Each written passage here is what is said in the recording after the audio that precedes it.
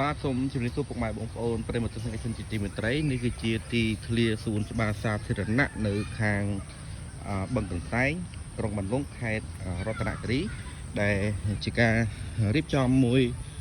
ស្រស់ស្អាតដើម្បីឲ្យពុកម៉ែបងប្អូនទាំងអស់គ្នាបានមកសម្រាកលំហែក៏ដូចជាហាត់ប្រាណនិងនាំកូនមកលេងសួនកុមារបាទហើយនៅទីនេះគឺមានការរៀបចំបានច្រើនផ្នែកបាទមានទាំងភោជនីយដ្ឋានមានទាំងអាហារដ្ឋានកន្លែងហាត់ប្រាណក៏ដូចជាសួនច្បារសម្រាប់កុមារលេងបាទវាជាកន្លែងមួយពិសេសផងដែរសម្រាប់អ្នកក្រុងបន្លុងសម្រាប់សម្រាកលំហែក្រោយរស់ស៊ីដោយពីប្រកបកិច្ចការងារការធ្វើការហត់នៅពីមួយថ្ងៃអាចមកសម្រាប់លំហែនៅទីនេះបាទ